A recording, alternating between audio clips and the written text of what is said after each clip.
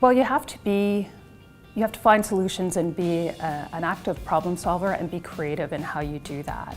And you do that by really getting to know the people in your organization and having mutual respect and building trust and appreciating that the goal is often common, but you may need to find a creative solution to achieve that goal. Once you build trust, then you have to demonstrate success by actually delivering on it and doing things in a way that's responsive. And as you get to know your business leaders, you're not waiting for them to instruct you on what their needs and concerns are necessarily. You grow to understand what that is and figure out creative ways of anticipating and delivering on that.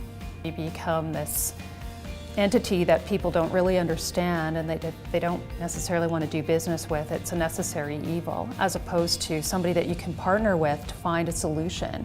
And like I mentioned, the goal is often very common between sort of what HR wants and the outcome that the business is looking for, but you have to take time at the beginning to figure out what that is and understand the needs and look for creative ways to solve those problems.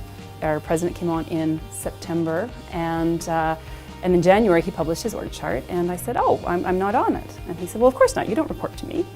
I said, "Well, actually, I do, I report to you." He says, "No, you don't, you report to the CFO." I said, "Well, no, I don't."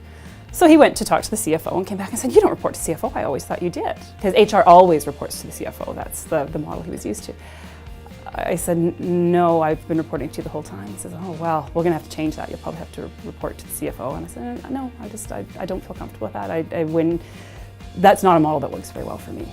So as he's leaving my office, he turned back and looked at me and said, So how did you know what to do? I always thought the CFO was giving you all this instruction and advice. Like, how did you know what to do? We have a new comp structure, we've implemented a flexible benefits plan, we've changed out the policy, we've started consolidating the payroll systems. Like, how did you know what to do? And it was like, well, it was the work that needed to be done. You know, you're translating HR back to the senior management team, or maybe you're translating Canadian HR to our US parent, or you're the intermediary between what's happening in pension and finance and the top of the house, and you're responding to field employees and their needs, or you may be responding to legacy issues prior to acquisitions or other corporate changes. And so HR is sort of the spot that gets all of those things coming at us. And we kind of love it, but it can drive us crazy too. And I think, again, that goes to being able to balance that appetite and to be able to sort through that and figure out, okay, what is it that we need to go home feeling that we've achieved today, and what are we actually delivering on? It's great that there'll always be an appetite there. There's lots of work for us to do, but it's a challenge to sift your way through that. I asked the chairman, so with all the changes, what do you see as the new mandate for human resources? And he said to me, well, you need to be humane and resourceful, and we need better sandwiches in our vending machine.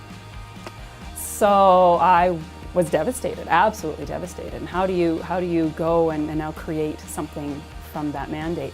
And there was a lot of work directly with him and with the new president and CEO, and just really getting my feet under me around what it was that they needed, what they wanted, and pushing ahead on that which needed to be done. There was lots of things that needed to be done.